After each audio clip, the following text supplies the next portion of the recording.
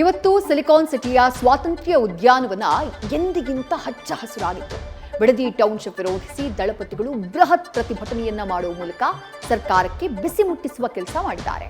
ವಿಧಾನಸೌಧಕ್ಕೆ ರೈತರನ್ನ ನುಗ್ಗಿಸುವುದಾಗಿ ಸಿಎಂಗೆ ಎಚ್ಡಿಕೆ ಎಚ್ಚರಿಕೆ ಕೊಟ್ಟರೆ ನಿಖಿಲ್ ಚರ್ಚೆಗೆ ತಾಂಬೂಲ ಕೊಟ್ಟಿದ್ದಾರೆ.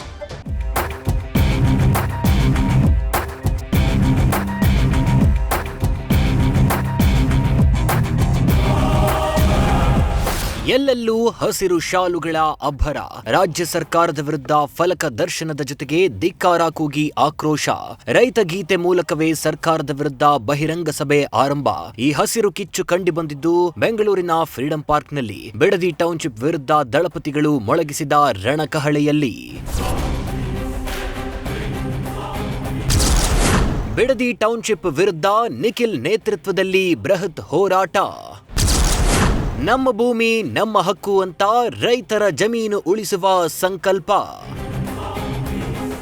ಬಿಡದಿ ಟೌನ್ಶಿಪ್ ಯೋಜನೆ ವಿರೋಧಿಸಿ ಇಂದು ದಳಪತಿಗಳು ಸರ್ಕಾರದ ವಿರುದ್ಧ ರಣಕಹಳೆ ಮೊಳಗಿಸಿದ್ರು. ಬಿಡದಿ ಟೌನ್ಶಿಪ್ ವಿರೋಧಿಸಿ ಕರೆ ಕೊಟ್ಟಿದ್ದ ಪಾದಯಾತ್ರೆ 2ನೇ ದಿನಕ್ಕೆ ಮೊಟಕುಗೊಂಡ ಬೆನ್ನಲ್ಲೇ ಇಂದು ಬೆಂಗಳೂರಿನ ಫ್ರೀಡಂ ಪಾರ್ಕ್ನಲ್ಲಿ ಬೃಹತ್ ಪ್ರತಿಭಟನೆ ನಡೆಸಿದರು. ಕುಂಬಳಕೋಡು ಬಳಿ ಪಾದಯಾತ್ರೆ ತಡೆದಿದ್ದಕ್ಕೆ ಅಂದು ಘೋಷಿಸಿದಂತೆ ಪ್ರತಿಭಟನೆ ನಡೆಸಿದ್ದಾರೆ. ಜೆಡಿಎಸ್ ಯುವ ಘಟಕದ ರಾಜ್ಯಾಧ್ಯಕ್ಷ ನಿಖಿಲ್ ಕುಮಾರಸ್ವಾಮಿ, ಮಾಜಿ ಪ್ರಧಾನಿ ಎಚ್.ಡಿ. ದೇವೇಗೌಡರು, ಕೇಂದ್ರ ಸಚಿವ ಎಚ್.ಡಿ. ಕುಮಾರಸ್ವಾಮಿ ನೇತೃತ್ವದಲ್ಲಿ ಪ್ರತಿಭಟನೆ ನಡೆಯಿತು. ಕೇವಲ ಸದನದ ಒಳಗೆ ಮಾತ್ರವಲ್ಲದೆ ಹೊರಗೂ ಬಿಡದಿ ಟೌನ್ಶಿಪ್ ವಿರುದ್ಧ ಹೋರಾಟಕ್ಕೆ ಎಚ್ಡಿಕೆ ಕರೆ ಕೊಟ್ಟರು. ಈ ವೇಳೆ ಮಾತನಾಡಿದ ದೊಡ್ಡಗೌಡರು, ಬಿಡದಿಯಲ್ಲಿರುವ ಸಣ್ಣ ಸಣ್ಣ ರೈತರಿಗೆ ಅನ್ಯಾಯ ಆಗಬಾರದು ಅಂತಾನೆ ಸರ್ಕಾರದ ವಿರುದ್ಧ ತೀವ್ರ ವಾಗ್ದಾಳಿ ನಡೆಸಿದ್ರು. ಏನು ನನ್ನ ಕಾಲದಲ್ಲಿ MOU ಸೈನ್ ಆಗಿತ್ತು, ಅದು ಜೀವಂತ ಉಳಿದಿಲ್ಲ. ಈಗ ಆ ಜಮೀನನ್ನು ಬೇಕಾದರೆ ಇದಕ್ಕೆ ತೆಗೆದುಕೊಂಡು ನಿಮ್ಮ ಲೇಔಟ್ ಬೇಕಾದರೆ ಮಾಡಿಕೊಳ್ಳಿ. ಬಿಡದಿ ಆ ಬಡವರ ಜಮೀನಿಗೆ ಕೈ ಹಾಕಬೇಡಿ ಅಂತ ಹೇಳಿ ಕೋಟಿ ಕೋಟಿ ಕೊಡ್ತೀನಿ ಅಂತೀರಾ, ದುಡ್ಡು ನಿಮ್ಮಪ್ಪನ ಮನೆಯದ. ವಿಧಾನಸೌಧಕ್ಕೆ ಜನರನ್ನ ನುಗ್ಗಿಸಬಲ್ಲೆ, ಡಿಕೆಗೆ ಎಚ್ಡಿಕೆ ಎಚ್ಚರಿಕೆ.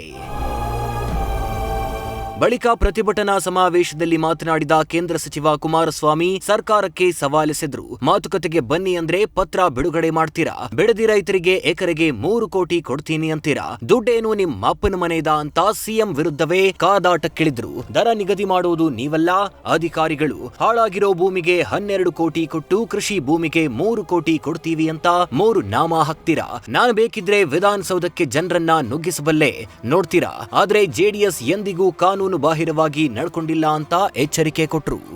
ಬೇರೆ ಪಕ್ಷದ ರಾಜಕಾರಣಿಗಳ ತರ ಬಂದ್ಬಿಟ್ಟು ನಾವೇನೋ ಉಲ್ಲಂಘನೆ ಮಾಡಿ ವಿಧಾನಸೌಧ ಮುತ್ತಿಗೆ ಹಾಕ್ತೀವಿ, ಮುಖ್ಯಮಂತ್ರಿ ಮನೆ ಮುತ್ತಿಗೆ ಹಾಕ್ತೀವಿ ಅಂತೇಳಿ ನಮ್ಮನ್ನು ಅರೆಸ್ಟ್ ಮಾಡಿ ಪೊಲೀಸ್ ವ್ಯಾನಲ್ಲಿ ಕೂರಿಸ್ಕೊಂಡು ಅಲ್ಲೆಲ್ಲೋ ಆ ಕಡೆ ಮೂಲಿಗೆ ಕರ್ಕೊಂಡು ಬಿಟ್ಬಿಡಿ ಅಂತ ಹೇಳಿ ನಿಮ್ಮ ಮುಂದೆ ನಾವು ಹೇಳಿಲ್ಲ.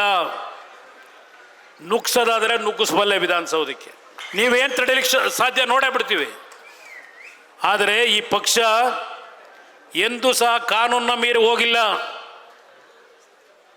ಕಾನೂನು ತಲೆಬಾಗಿದ್ದೇವೆ.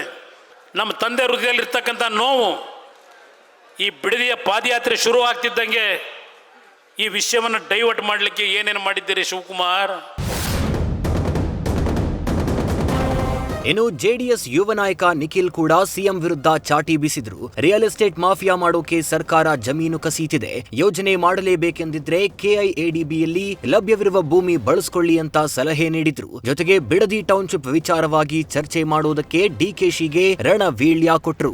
ನಿಮಗೆ ನೀವು ಪ್ರಶ್ನೆ ಮಾಡ್ಕೊಳ್ಳಿ, ಇವತ್ತು ಈ ಯೋಜನೆಯನ್ನ ನೀವು ಅಭಿವೃದ್ಧಿಯ ಹೆಸರಲ್ಲಿ ಮಾಡಲಿಕ್ಕೆ ಹೊರಟಿದ್ದೀರೋ ಅಥವಾ ರೈತರ ಎದೆ ಮೇಲೆ ಮರಣ ಶಾಸನವನ್ನ ಬರಿತಕ್ಕಂಥ ಒಂದು ಪ್ರಯತ್ನಕ್ಕೆ ಕೈ ಹಾಕಿ ಇಲ್ಲಿಂದ ಬರ್ತಕ್ಕಂಥ 33,000 ಕೋಟಿಯಷ್ಟು, ಅದರಲ್ಲಿ 15,000 ಕೋಟಿಯಷ್ಟು ಲಾಭದಾಯಕವಾದಂಥ ಒಂದು ರಿಯಲ್ ಎಸ್ಟೇಟ್ ಯೋಜನೆಗೆ ನೀವು ಕೈಯನ್ನು ಹಾಕಿದ್ದೀರಾ ಅಂತಕ್ಕಂಥದ್ದನ್ನ ನಿಮ್ಮ ಆತ್ಮಸಾಕ್ಷಿಗಳಿಗೆ ಒಮ್ಮೆ ನೀವು ಪ್ರಶ್ನೆ ಮಾಡ್ಕೊಳ್ಬೇಕಾಗ್ತದೆ.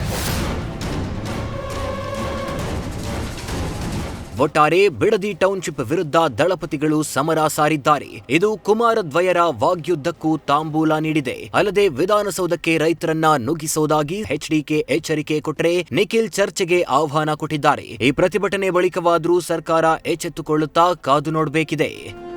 Manjunath, political bureau, news first. News first ನಿರ್ಭೀತಿಯಿಂದ ನಿಮ್ಮ ಪರವಾಗಿ.